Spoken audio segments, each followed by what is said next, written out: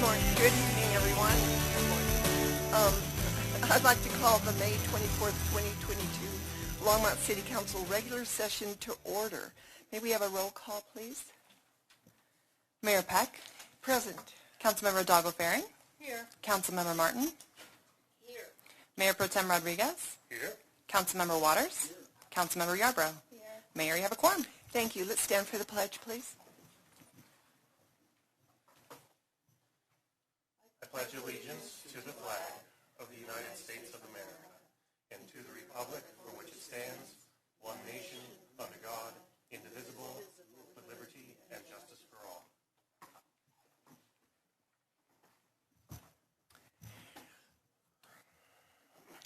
As a reminder to the public, this meeting is being live streamed. You can watch it also on the longmontpublicmedia.org/watch and also at on YouTube. Anyone wishing to speak at first call public invited to be heard will need to add his or her name to the list outside the council chambers. Only those on the list will be invited to speak at the first public invited to be heard. Speakers who do not place their names on the list will have the opportunity to speak during public hearing items this evening or at the final call, public invited to be heard on any item at the end of the meeting. We have two meeting minutes to approve. The first one is the April 26th minutes. Can I have a motion? Thank you. All right, that's been, the April 26, 2022 minutes have been approved by Mayor Pro Tem, by Councilor Waters, seconded by Councilor Yarbrough. Let's vote. And that passes unanimously. The second one is the May 10th, 2022 regular session minutes. Thank you. All right, so those have been, that motion's been moved by Councilor Waters, seconded by Councilor Hidalgo-Faring. Let's vote. And that passes unanimously as well. Lucienne, do we have any agenda revisions? No, we do not, Mayor. Thank you.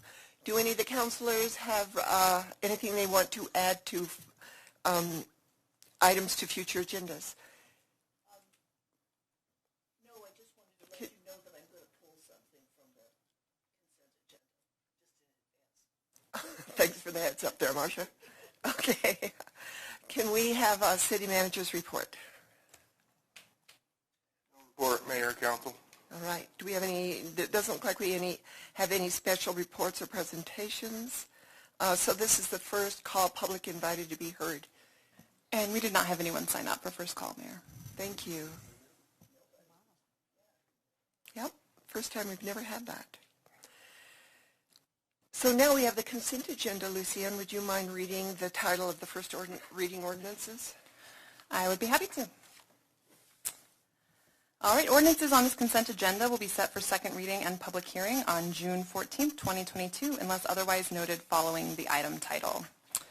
Item 9A is Ordinance O 2022-20, a bill for an ordinance conditionally approving the vacation of 4 utility and storm drainage easements within the exterior boundaries of Lot 2 of Longs Peak Industrial Park / Sunset Diagonal Business Park Minor Subdivision B, generally located at 1820 Industrial Circle. Item 9B is Resolution R 2022-89, a resolution of the Longmont City Council authorizing loans from the fund balance in the city's fleet fund to the DDA Construction Fund and the DDA Arts and Entertainment Fund and providing for repayment of the loans from the DDA Tax Increment Income Fund. Item 9C is Resolution R 2022-90, a resolution of the Council of the City of Longmont, Colorado, finding that the petition for annexation of parcels of land located in Boulder County, State of Colorado, known as the McIntosh Lake Annexation, generally located north of Lakeshore Drive, south of State Highway 66, west of Harvard Street, substantially complies with the Colorado Revised Statute, Section 31-12-1071.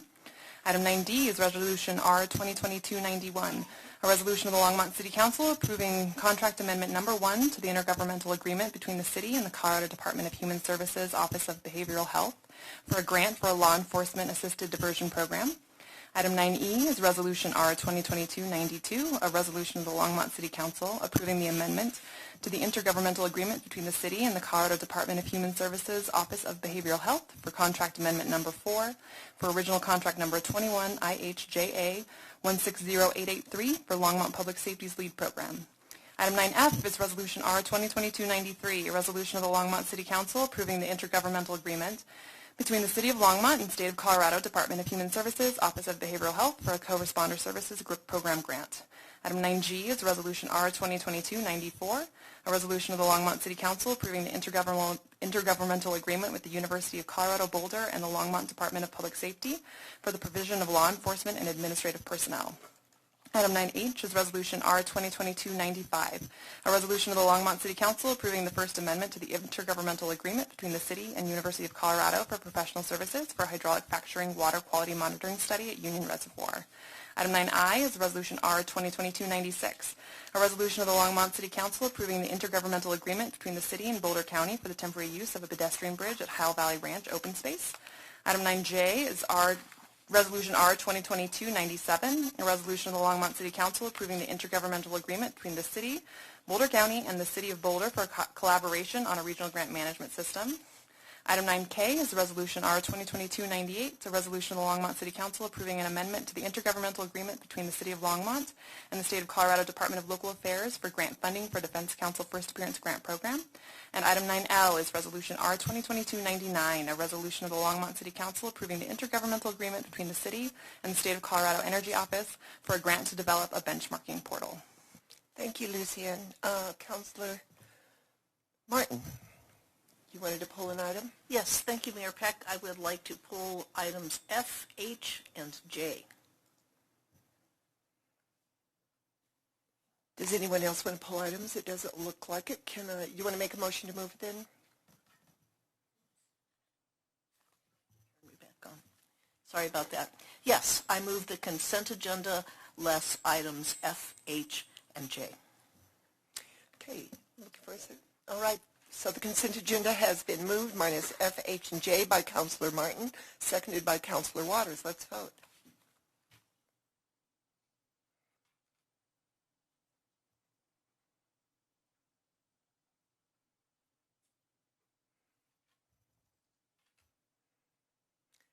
So that passes unanimously. Thank you. So now we're going to come to the ordinance on second reading and public hearings on any matter. A is ordinance 02022-18, a bill for an ordinance authorizing a long-term water supply agreement between the City of Longmont, acting by and through its water utility enterprise, East Cherry Creek Valley Water and Sanitation District, acting on its own and on behalf of its East Cherry Creek Valley Water Activity Enterprise, Incorporated, Arapahoe County Water and Wastewater Authority, and United Water and Sanitation District. Is there a staff report on this? No, it doesn't look like it. Do we have any questions from council? No. Is there anyone in the audience that would like to speak on ordinance 2022-18? Seeing none, I ask for a motion for a council member to move this. So moved. All right, it's ordinance 2022-18 has been moved by Councilor Martin and seconded by Councilor Yarbrough.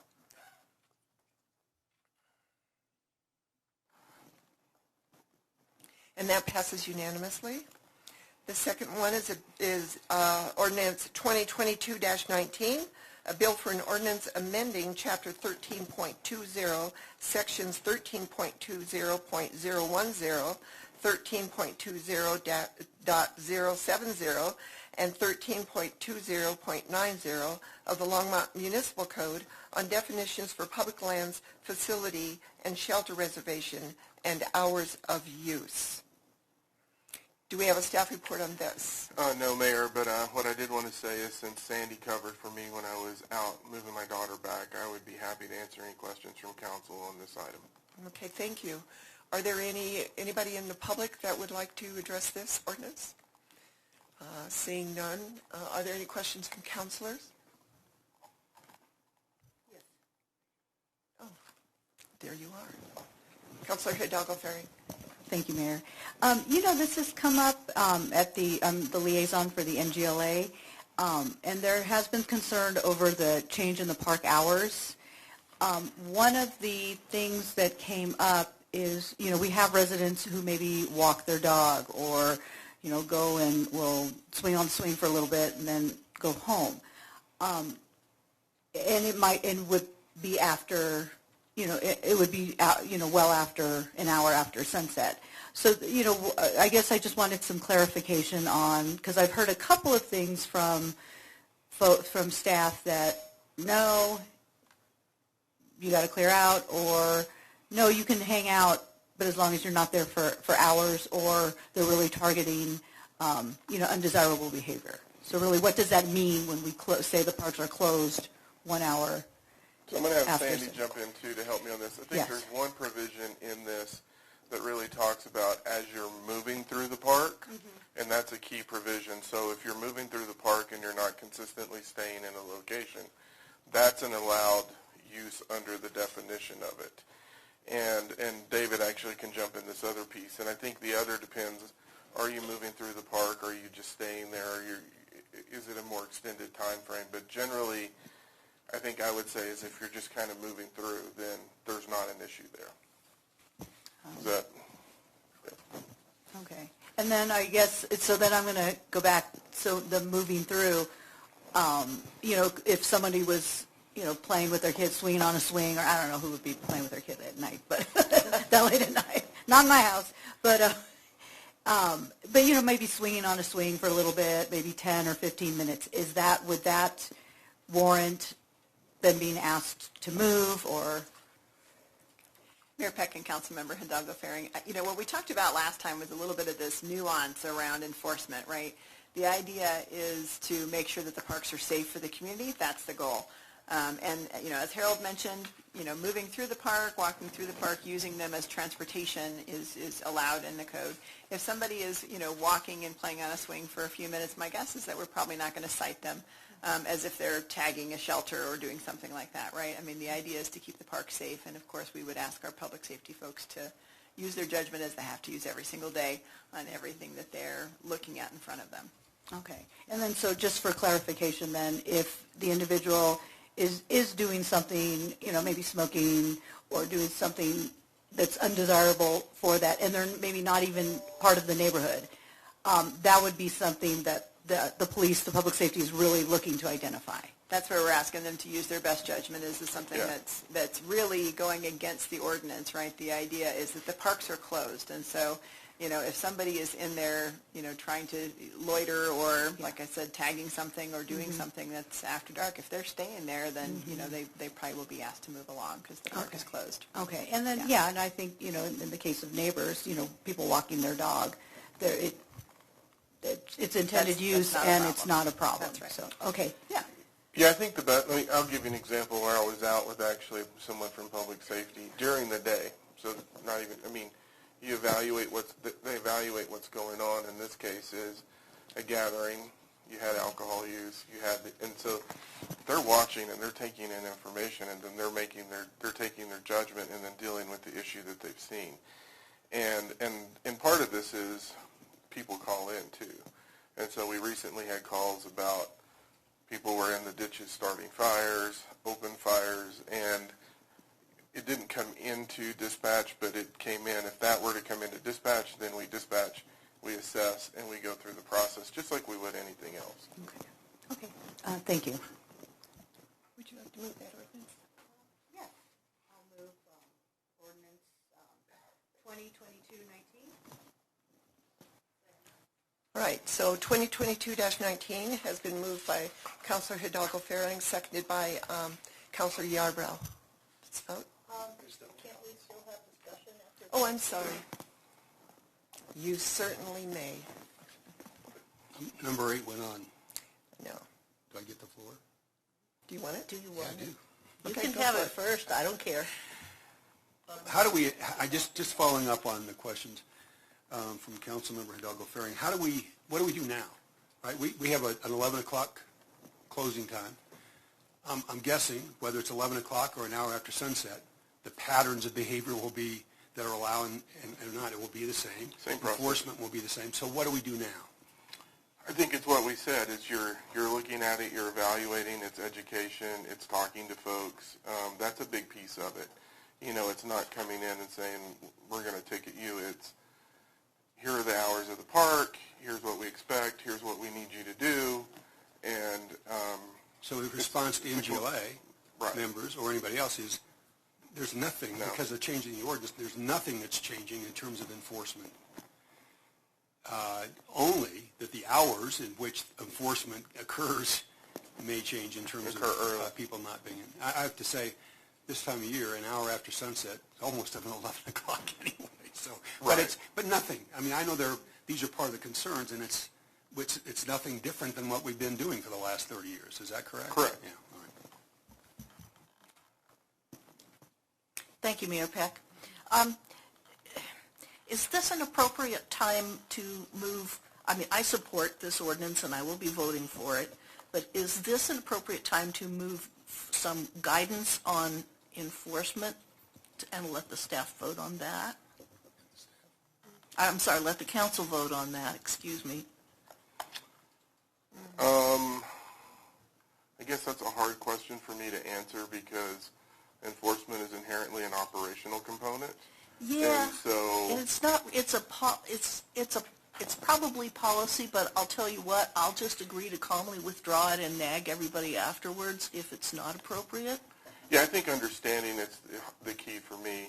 Okay. And we can have that conversation. Sure. Then what I would like to do is say that we have some safety upgrades that are going to be made to the restrooms in the parks as each park is renewed on the standard cycle. And I think we upgraded Lanyon in advance because we were having problems there. At least there's a camera there. I'm not sure if there's no No, locking we doors. only upgraded the lighting in the pavilions, but there's more that we're going to work on generally in the park. Right. So the upgrade model is present and operational now at Affolter Park, and one may enter the restroom safely because when someone's in there it's locked, and when they come out it unlocks, and you always know when there's someone in there, Correct. which makes it a lot safer at night. And, you know, there's an obvious way of abusing a park when you're walking through it at night if the restroom is closed. And since it would be safe for it to be open, I would like to move that as parks are renewed, the enforcement policy for restrooms is not to close them when the park closes, but leave them available to people walking through the park.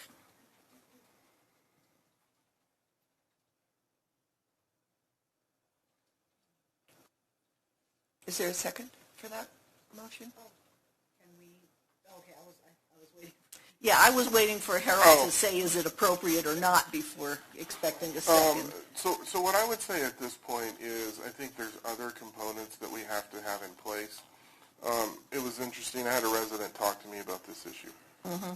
And I said, you know, when we've evaluated the challenges that we faced, wasn't one park, it was multiple parks, and I just started going down the litany of, you know, it was Lanyon, it was Carr, it was Golden Ponds, it was Affolter Park, it was, what's the park near Fall River, David? Stephen Day Park. And I think what I said to him is, this is what we needed to do to control the issue and get our hands around the issue today. I think there are many components that will need to come along with it. It'll need to be cameras. It'll need to be smart lighting.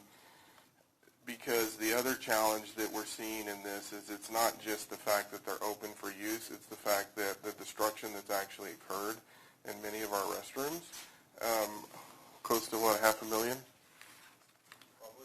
In cost, and those are when restrooms are open. Yes, sir, but you do understand I'm saying this should only be applied to the hardened and locking restrooms as they come into operation, correct? Correct, and I think what we would have to say is we need some of those other components in there to ensure that if hardened can mean a lot of things, I think we talked about this. I've seen examples in schools where they've literally stolen the urinals. And so I think those are things we have to evaluate to go, what's the risk? And I think we want to look at keeping them open because on the other side of the equation, our park staff have to clean up. And so we understand the issue. And so I think as long as we have the ability as staff to evaluate and ensure that we have all the parameters in place to ensure that we don't go into another round of vandalism in the restrooms, I don't see an issue with it. But I think it's more than just the hardened facilities. So does that mean I should withdraw this now and keep nagging, or does it mean that we can vote on this, but you're going to decide what hard enough is? I think I need that capability, is to decide what hardened enough is. Okay, then let's move that we will leave the restrooms open for people crossing the parks when the city parks operations declares them to be hardened enough on a case-by-case basis.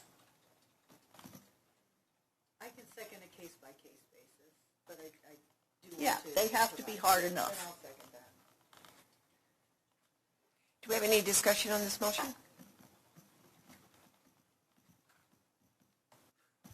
Yes? Oh,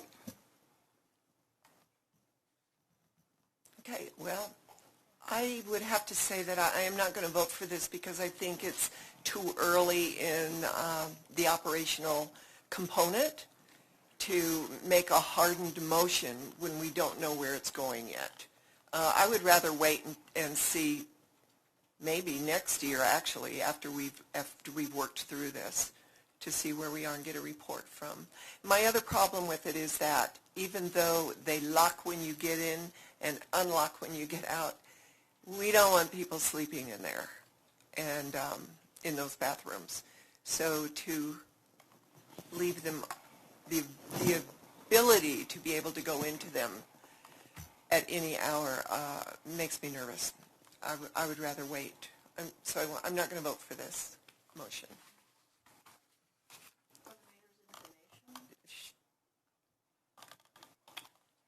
Number 8. Is 5. And- That's, Number 8, Councilor Waters. I'll just go by 8, that's okay. I'm going to vote against it as well. Not because I don't think it's a good idea. I think there's a bigger policy frame when we get down the road. I think this does cross the line in terms of operations. I think it's too early for us, and this on a Tuesday night for us to be given this kind of direction. I see some of our public safety folks out here. I think everybody understands the intent.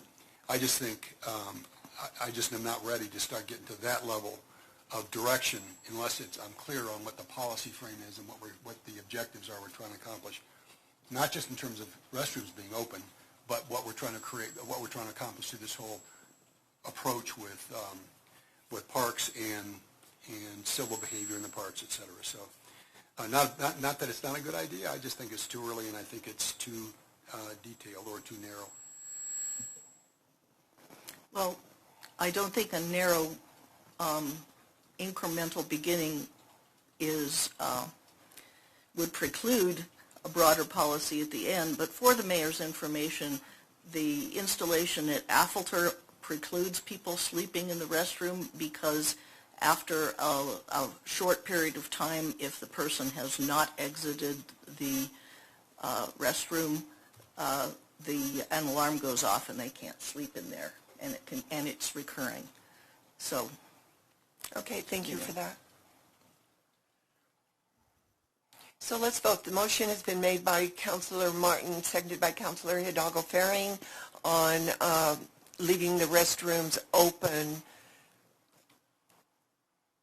after they have been, what you had said was hardened? Okay. So let's vote.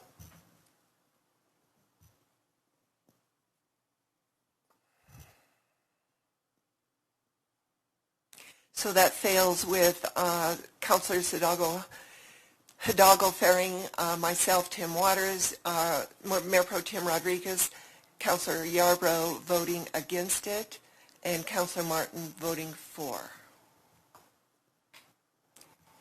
Thank you, everybody. So now we're going to go to items removed from consent. I'm sorry, what motion? The original motion was just to pass the ordinance. That's right. Yeah, so we're going back. So now we are going back to the main motion to pass 22-19. That was moved by Councilor Hidalgo Fehring, seconded by Councilor Yarbrough. Let's vote.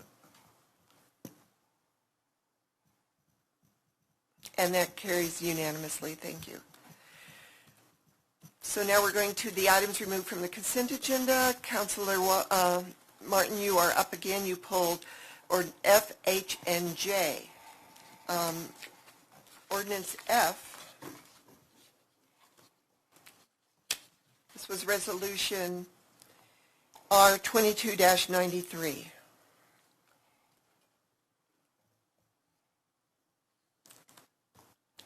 Thank you, Mayor Peck.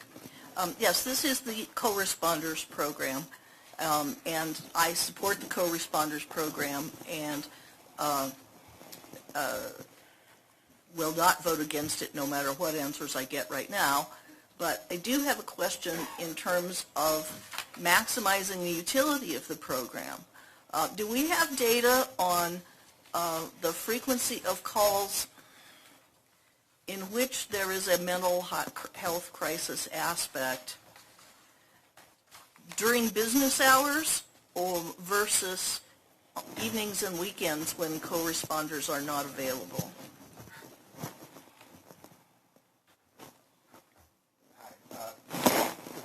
I'll jump in with you too, James.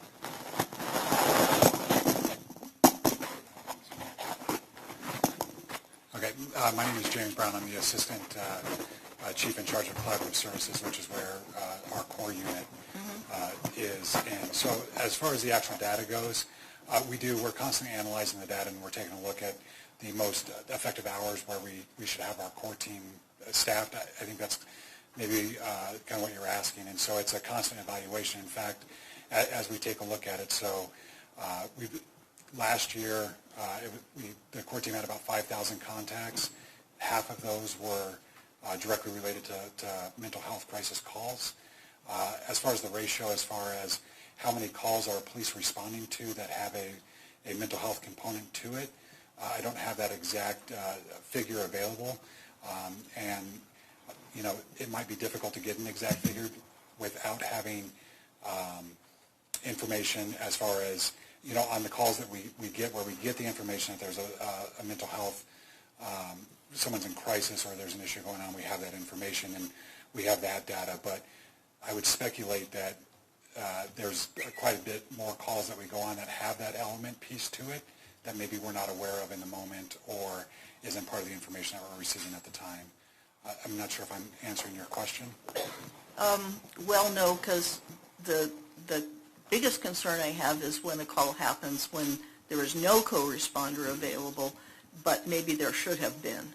For example, I was in the middle of a mental health crisis call, not for myself, but for a person staying in my home, and the co-responder staff wasn't on duty at that time. So I think that there are two things that should be happening. One is that at dispatch time, that information should be recorded, and second, that the corresponder hours should be adjusted accordingly. Because it doesn't make sense to me that most of the calls would happen during business hours. And what are the corresponder on-duty times now? With varying degree, they're run from about 8 a.m. to 10 o'clock at night. That gets adjusted for seasonal adjustments, and when we see trends or we see needs to adjust those hours. So it's a flexible, it's not a set that they're only here during these time frames. We take a look at the data, our calls for service, and try to schedule our resources during those times where they're going to be highly utilized. And, you know, part of the long-term vision of this is to continue to grow that and have more availability of the co-responder resources. I think the ultimate goal would be to get it to where we do have that 24/7 coverage. We're not there right now, but that's what we're working towards in the future. Okay. So I wanted to add to that. So that is a conversation that Chief Artis and I are having, and that's part of what James is going to look at. I'm used to calling him JB. But what he's going to look at, and the example I will give you in terms of what he's going to bring to the scenario. So when we were having the staffing issues in terms of patrol, what they started doing was evaluating call volumes, evaluating what was happening, really identifying peak times of calls, and then they started shifting patrol to really get at to ensure that we had the appropriate staffing at the right time. That's the work that he has to undertake now so that we can really watch the data and ensure that we're where we need to be until we can essentially get to the point where we have a 24-hour operation. And every day shows its own characteristics. Every season shows its own characteristics. Thursdays, for some reason, Thursdays from about, 4 to about 10 o'clock tend to be high volume. That's the data they're going to be watching so that they can adjust to ensure that we can have them on as often as we can, but we know we're trying to figure out how do we eventually get to a 24-hour operation with Corps. Okay, and that's a perfectly good example, explanation. And I would also like to ask about weekends and holidays. Is it yes, no, case by case? Yeah, no, I mean, just like any other police services, we operate during holidays, during weekends. Again, it's all data driven right now, but just because it's the weekend or the holiday doesn't mean that our core team's not going to be there. There may be some holidays that our core team isn't there for whatever reason, but as a general practice and as a general rule, the weekends or the holidays don't play into the equation. It's we need to have our resources here and serve our community at the time that our community needs us. And so whatever those times dictate is those times where we'll be there. So. Okay, thank you very much. And to add to that, what I've learned from them when I was during that time, certain holidays have their own characteristics too. And so there's certain holidays where they say, probably not this one. There's other holidays when you look at mental health and things, they may go, we really need you here. So that's part of all of the work that they're looking at.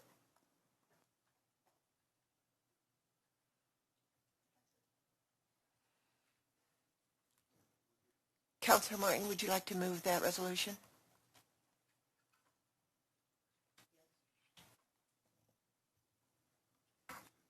Okay, I move resolution 2022-93. Thank you, 2022-93.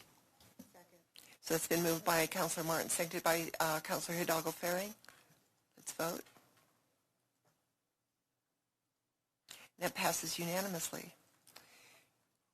Councilor Martin, the next one is yours too. It is Resolution R 2022-95.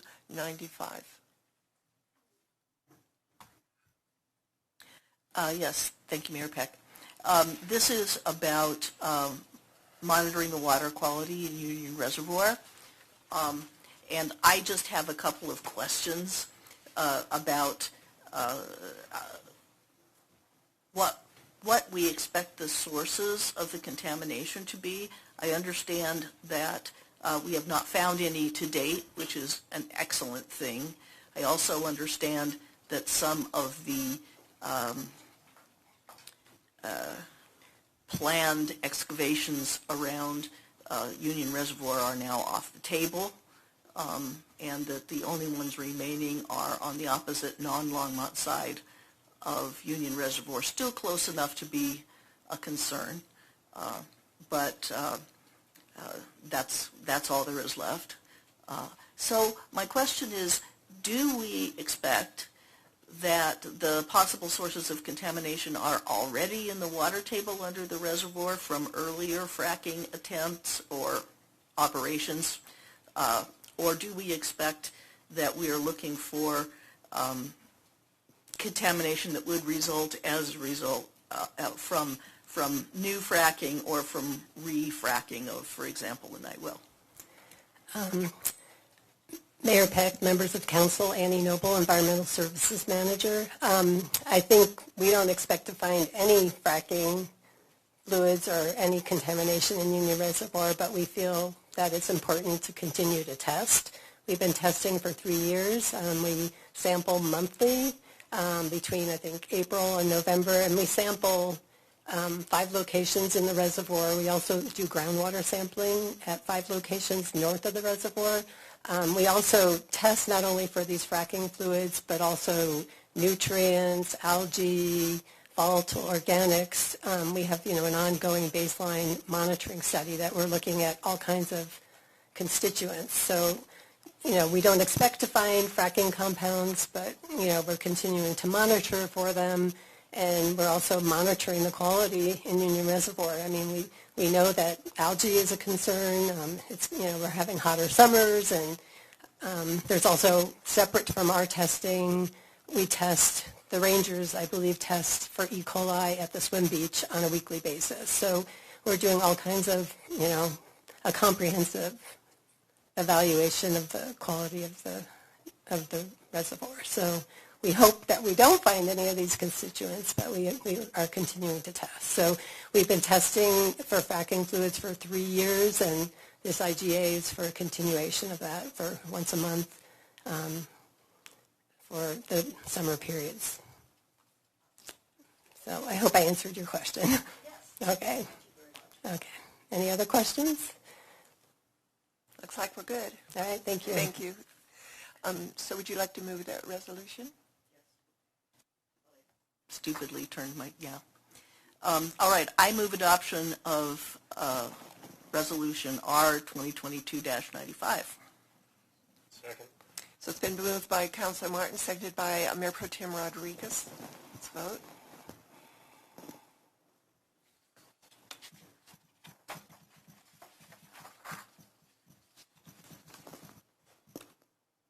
And that passes unanimously.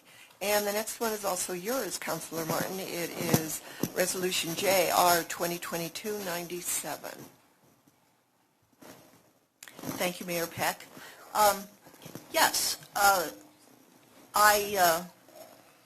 have a very strong interest in upping the city's game when it comes to securing grants straight across the board, and I'm very happy that the city is doing a lot of stuff.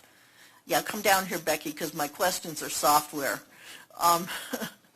So, I'm really happy that we're working on that, and if this means good, upgrading the software, then I am for it. Here are my questions. I think that the council should be aware of what is going on the grant front earlier. The council obviously has to award permission for a specific application, and then has to award acceptance for money when it comes. But I would like us to be able to be aware of the pipeline, and based on policy beliefs and considerations that we have, to know whether the right stuff is in the pipeline and to be able to say something about it if it's not.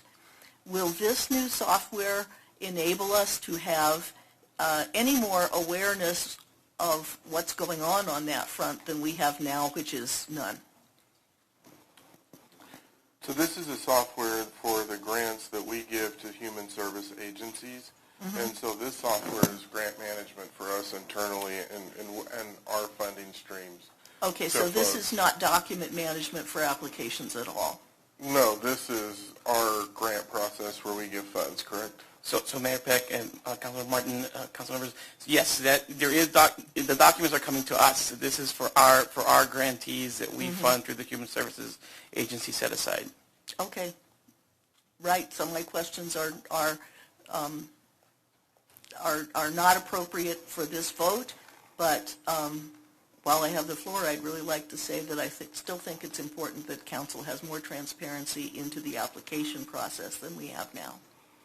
And so when we can talk about, I know that there's an info item coming in terms of the federal funds and that we're going to give to you all that basically says, here's what we qualify for, here's what we don't qualify for, here's what we're in the pipeline for. I know Sandy just gave me a draft on that. Mm-hmm. And then I know Chief Artist just restructured one of his positions for grant management work. Becky has one of those positions, and we're going to start working holistically to kind of answer answer some of those questions. Yeah, an example of doing the right thing is the active developments login map, where anybody can look anytime and at least know where to start and who to start with. And so that was my concern, and I apologize for not understanding what this particular software was for. Oh, thank you. Okay. Councilor Martin, do you want to move that then?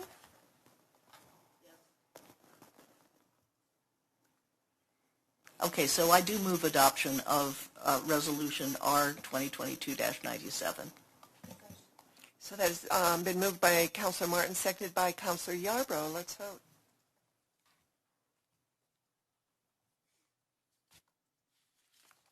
That passes unanimously. We are now at general business, and I believe there's probably a presentation on participation in Colorado's paid family medical leave insurance program. Mayor Peck, before Gina gets started on her presentation, I just wanted to kind of tee this up a little bit because it seems like there's been a miscommunication on what family applies to in this context. So I just wanted to be really clear that what we're talking about is Family Medical Leave Insurance Act application to the city and employees as an employer. Okay. So there's no rule or law that we, the city of Longmont, can make that would affect other businesses or any of their decision making. I would say that most private businesses do fall under this insurance act. There are a few exceptions where people can opt out. Municipalities are one of those. So the conversation tonight is to discuss what family is, what it is not, why our recommendations are what they are. So with that, I would love to turn it over to Gina unless Harold wanted to add anything else. I think there's also the piece of this is us as an employer, Okay. not us as a city, where we're not making this decision for other employers in the community. I wanted to reiterate it's for us as an employer. And then I'll jump in as Gina's going. Yeah, so we'll turn it over to Gina to give you some information, and then happy to help you walk through the conversation. Great. Thank you. Good evening, Madam Mayor and members of the City Council.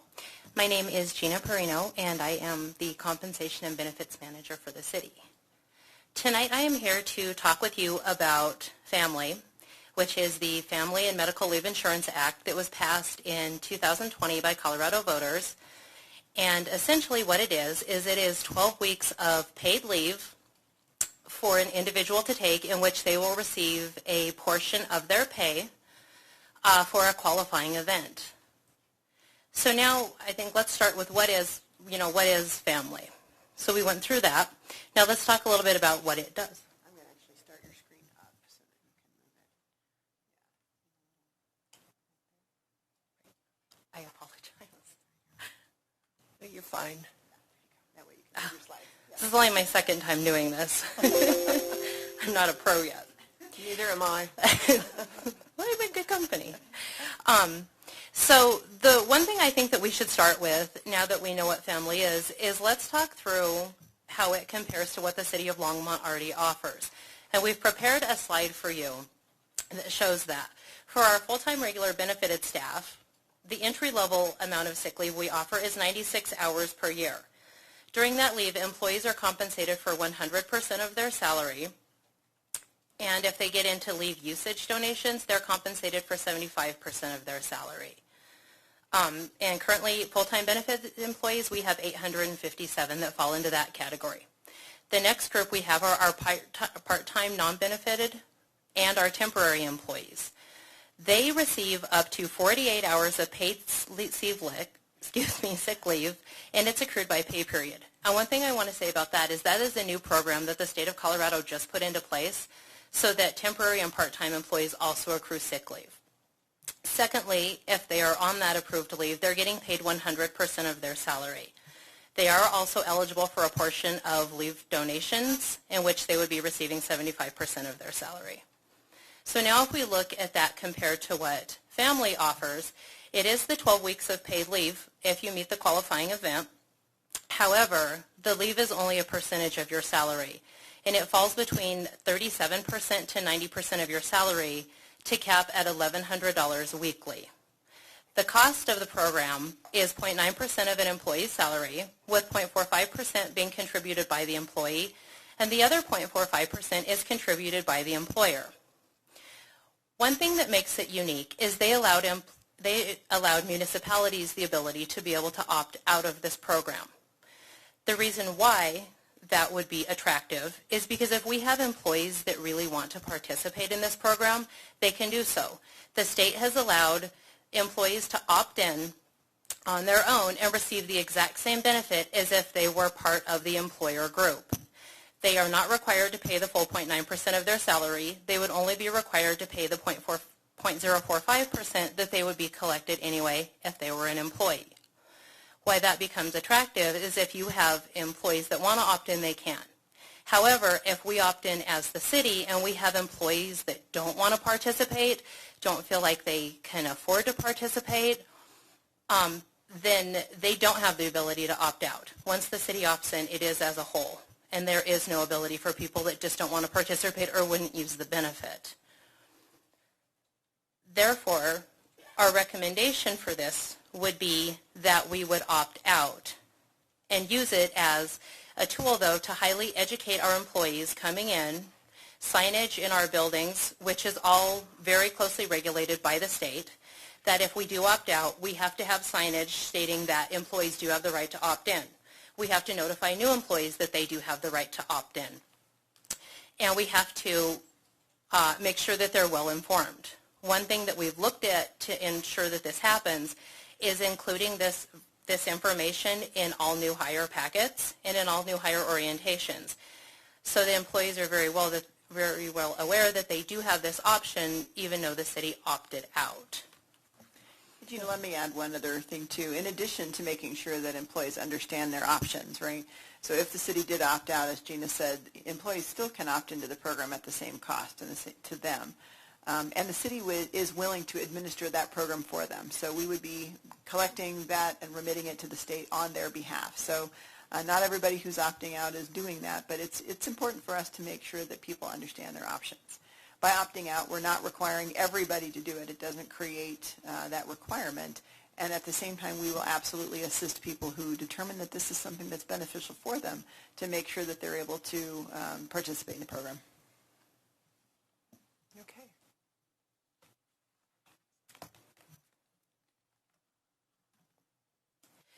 So just to reiterate why our recommendations are to opt out is, one, that staff that wishes to participate can do so in either scenario. It's focused on the ability for staff to choose what they want to do and really to make the decision on if it's something that they feel would benefit them or if it's something that they feel would not benefit them. And staff has indicated that they would actually rather choose to participate versus being forced. We actually put out a notice to all employees and gave them the option to either come tonight to make public and open comments, or we gave them an email address that they could send to the HR email, or some have even just emailed Sandy. So we have gotten a fair amount of comments, and quite a few of them have been from people saying that they would prefer to not participate and have the choice to do so if they determine it's right for them. I would add that we also had the conversation with the employee advisory group, and so you all know the employee advisory group is made up of representatives from across the organization. We only have one administrative rep on the group.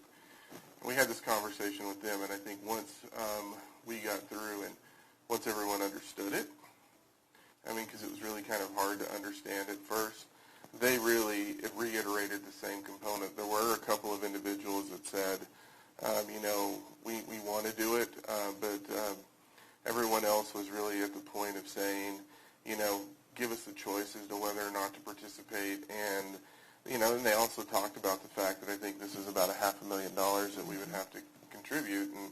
And they said that's $500,000 that we could look at in terms of salary. And the reason why I think they said that to me is because they can participate at the same contribution rate no matter what we choose to do. And so that, just to know, we were really trying to engage our staff, and that's what we actually, if you haven't heard about the employee advisory group, those are the kind of things that I meet with them monthly, and those are the kind of things that we talk about.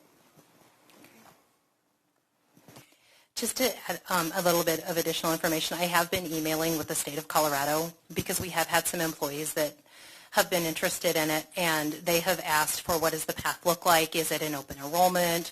How do they get in? So I actually have been emailing with the state, and I got an answer back this morning, and they don't have a clear path yet. I know. It's only going to be in 6 months. They do know right now that it will be a full online enrollment and that employees will have the opportunity ahead of time to opt in. One unique thing is by the city actually collecting contributions and remitting them on the quarterly basis, that will actually take some of the work out of it for the employee, because the way it stands now is that an employee that opts in on their own or a self-insured employee would actually be required to go in and quarterly report all their earnings and then remit their own contribution, where the city would be doing that for them. And one last thing I found out today that I thought would be pertinent information is that I think that initially people, when they look at this, think that it's going to be just a replacement of income. And the way it's actually going to be administered today is that employees will actually have to file a claim, and it will go, so they're administering it similar to unemployment. So the employee would file a claim, it would go before a committee for review, and then they would either approve or deny the claim for the leave to be paid. So it doesn't appear that it's quite as easy as initially thought. Are you open for questions at Yes, this ma'am. point? Okay, yes, Councilor Martin. Thank you, Mayor Peck. I think you've answered two of my questions, and I'm just going to, go over it again. Sure. The city is going to administer the process for employees who want to opt in. Yes, ma'am. So that's a good thing. It doesn't cost more to opt in than if the city as a whole opted in per employee. That is correct. That's also good. And then we don't know yet whether it's open enrollment all year long or whether they're just going to be windows. So that was the biggest question, and we can't answer that yet. That is correct. Okay. So one other thing is which groups of employees already have long leave provisions? Is that the public safety contracts that have that, or who does? Our full-time employees have sick leave benefits that accrue over time as they're employed within the city. It's all full-time, including those that are collective bargaining. Okay, I misread the council communication then, because I thought it said that some employees have it and others don't, and I wasn't thinking about part-time. Yeah, okay. The other thing is, can we assume that an employee's family benefits begin after they have exhausted their accrued sick leave benefits? So I believe... I don't know that we know that yet, Councilmember Martin. I mean, you can have both. I mean, you can have benefits through the city and also participate in family. But I don't know that there's necessarily, I mean, you can't kind of double dip with respect to leave share. For example, if you choose family, then you're not eligible for the leave share program also. But I'm not sure that we know necessarily. Yeah, you know I do. Actually, I didn't understand your question. Sure. I apologize. Okay. So the way that it is designed is that they want family to run concurrently with FMLA. So if you work for an employer that has FMLA, they want that family to run concurrently. So an example that I can give you where we would actually have multiple things possibly in play is if someone has a baby. So they take their 12 weeks of leave and say they have opted into family, so then they're on family. So that would run concurrently. And at that point in time, say they needed additional time after that. Once they come back from their FMLA and go into an unpaid leave status, they would be able to accept leave donations at that point in time. Okay, that's a good answer, but that was not my actual question. Okay. My question was, suppose that I have 4 days of sick leave, and I use that to take care of getting my mom into hospice, and then it turns out that it's going to be a long haul in hospice, and I want to use my family benefits then. If I apply for family benefits, they don't go back to the time when I was using sick leave and didn't need those benefits. They would start after I had exhausted my sick leave. That is correct. Thank you. It is a full leave replacement. So it is a income replacement program. So you would exhaust your leave and then you would use the family, which the city allows anyway. You can exhaust your leave prior to going on an FMLA. So that would still work well with that program for that employee that chose it. Well, and I do want to point something out that we do that's not common as employers.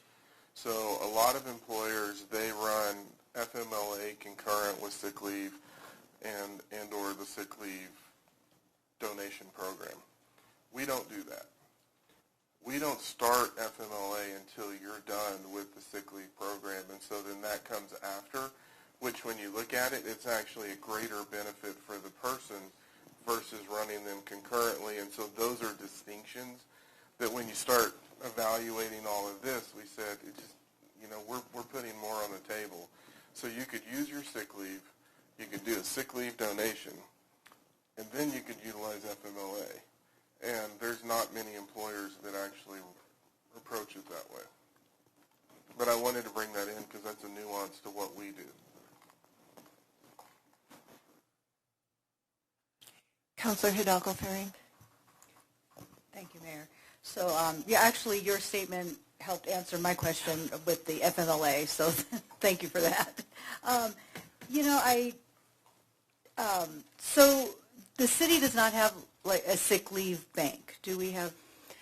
The city does not have a sick leave bank. What we have instead is a leave share program. Mm-hmm. So if I were to go on leave and then I exhausted my leave and I still needed additional time, whether on FMLA or if I'm even on an unpaid leave status, I would apply then for donated leave. Okay. And I can say, you never know, but the city's employees are very generous. Mm-hmm. Okay. Thank you. And then the other, I saw that, okay, even if the city opts out, employees can still opt in. So my concern with that is, how would it be more of a process for the employee to be able to get back on if the city as a whole has already opted out? I guess I just kind of wanted to visualize what that looked like. Sure. So that would be what it will either be an open enrollment period or a period of enrollment. Mm-hmm. And what I got from the state, because I specifically asked that question, is what does this look like? Is it paper forms? Is it cumbersome? And it looks like there will actually be a dedicated website. They'll sign up as a user, and then they'll be able to go on and sign up for the program fully online. Okay. And then how come, so now if the city just says, okay, we're going to stay with the program, and if you choose to opt out, how come, but did you look at that as an option? Would that even be an option? Sure. It is not an option. So okay. The city as a whole can opt out, but if the city as an employer as a whole opts in, then individual employees cannot opt out. Every employee is locked in at that point in time to the plan. Okay, so then in the end, this actually gives employees more choice and Yes. Autonomy over what they choose, what's best for their family and themselves. Yes, ma'am. Okay. It lets employers make a decision to fit their personal circumstance as opposed to us making a decision for everyone. Okay. Okay, well, that clarified a lot for me. Thank you. Yes, ma'am.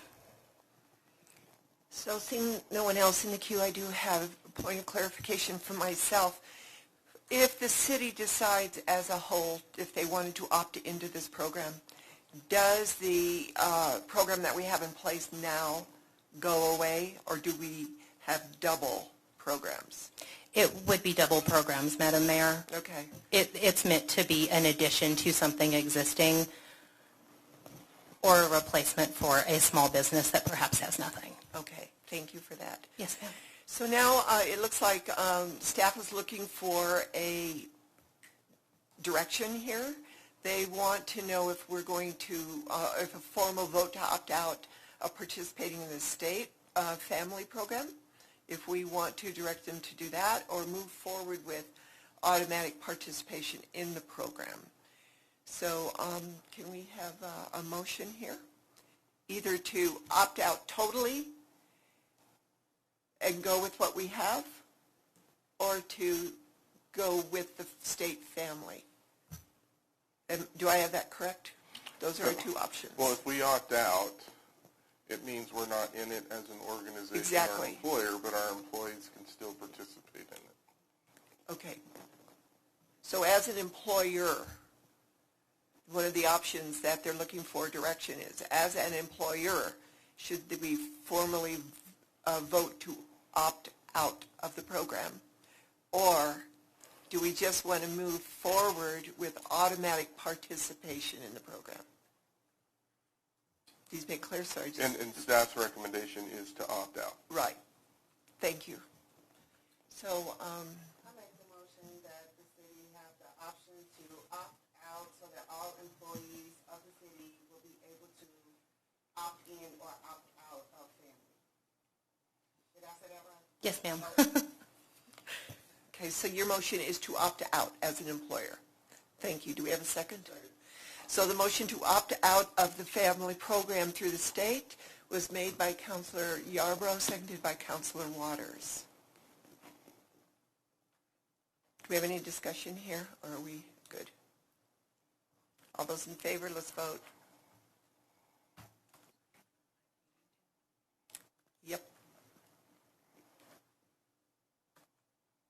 So that passes unanimously. Wonderful. Thank you, Madam Mayor and members of the City Council. Thank you, Gina. Before we go on to the rest, do we need a bio break here for 5 minutes, or we want to go through? All right. Looks like we're all good. So we are at the final call, public invited to be heard. Anybody out there want to talk? I see no one in the public. So we're at mayor and council comments. Do we have any comments from, looks like Councilor Waters? Thanks, Mayor Peck. Two comments. One, just reflecting on the questions that Councilmember Martin had regarding a co-responder program, and the answers were all good ones. But it did remind me that we have had multiple conversations at times about external evaluation of city programs, and in many cases those that are in public safety. That's where we've got a handful of pretty innovative programs, and while Commander Brown talked about the data, and I have no doubt what Dan Eman has collected and what he's doing, that there is a lot of data. That's a little bit different than somebody from the outside coming in and evaluating, not just are you doing what you say you're going to do, but are you achieving what you say you're going to achieve, or the outcomes, not just the outputs. So I know a couple years ago we encouraged you to budget to do at least 3 programs of external evaluations of city programs on an annual basis. I hope when we see the budget, because that'll be a question I'll ask when we get into it, just as a heads up. I think we ought to keep doing that. I think we ought to, part of the response to the question is, yes, here's our external evaluator, like we did with the Rewind and LCJP programs a couple years ago, number one. The second comment would be, everybody today in the country is horrified by what we saw in Texas and what's happened over and over again. So I'm reminded as I watch what is unfolding, what we were able to get started, not to accomplish, in the fall of 2018 and into the winter of 2019, and what came to the council ultimately as a report. And in that report, 4 areas of common ground that regardless of where one is on a continuum of gun enthusiasts and rally for the rights to moms demand action and folks who would like to see way more regulation than what's happening in the country right now. Regardless of where people were on that continuum, we went through a process that gave people a chance to sit and listen to one another, and they did. It was a remarkable moment in my recollection. And there were those 4 areas. Addressing the causes of violence in our society, and firearms being one of the instruments used, but how do we reduce risks of violence generally, and then what does it mean in terms of firearms? Number 1. Number 2, educating about the use of firearms. And from safe storage to, what one does in, firearm safety programs, and what people ought to know not to do, kids in particular, when there are firearms around. Number 3 was to do more and better with mental health, and I know this is a theme that we hear from the mayor on a regular basis, and it's a concern shared by everybody. And the 4th was advocacy, and that could mean a lot of different things to, whoever is advocating for policy solutions. But I hope as we continue to experience the angst that goes along with what's happening in the country, that at some time we might come back to those 4 areas of common ground on which we can work together to reduce risks of violence generally in this community.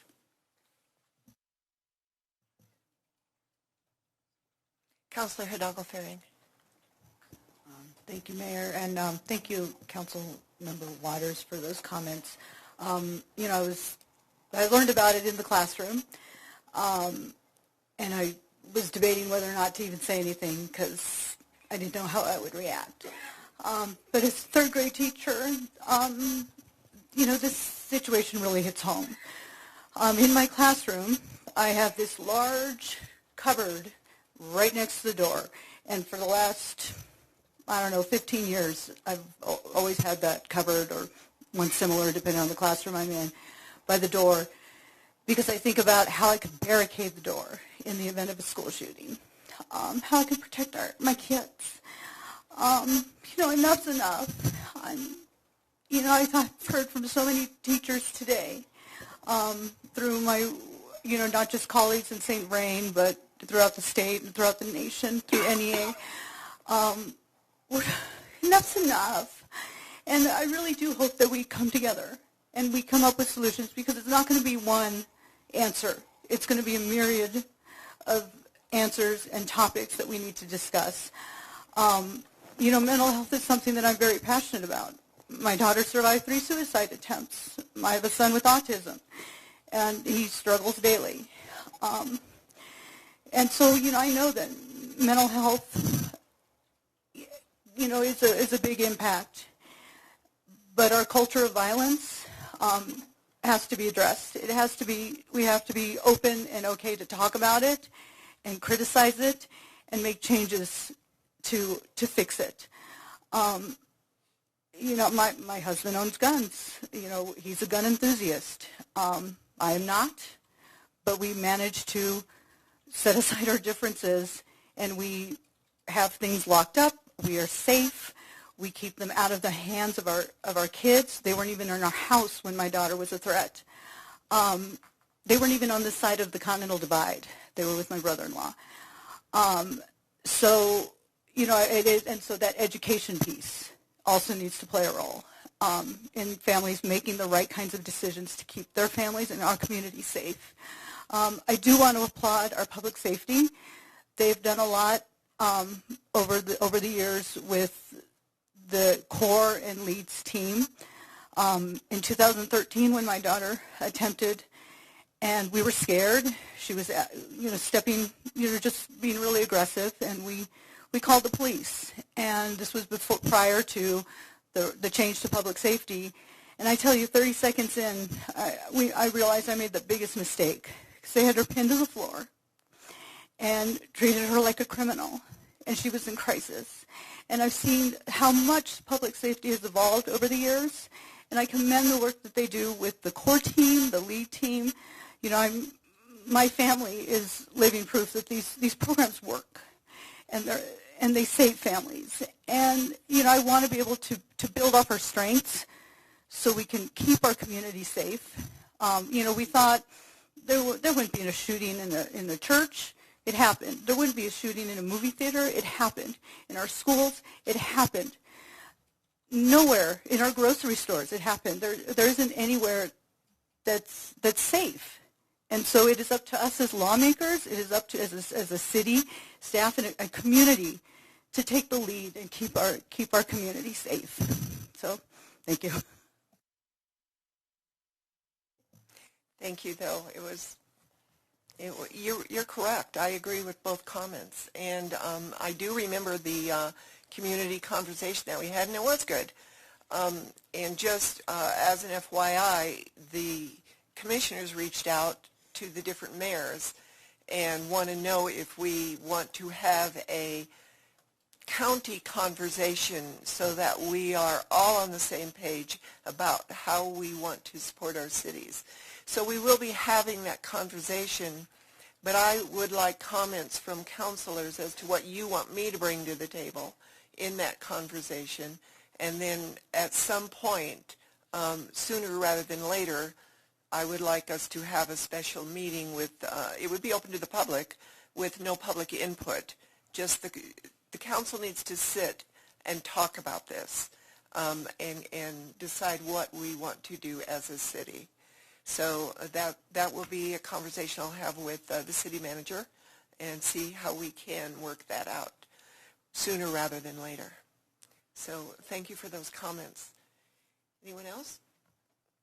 City manager, do you have any comments? No comments, Mayor, Council. Thank you. City attorney, Eugene? No comments, Mayor? Thank you. Can we have a motion to adjourn? Thank you. Second. So it's been moved by Councilor Waters, seconded by Councilor Martin to adjourn. Let's vote. That passes unanimously. Thank you, everybody. See you next Tuesday.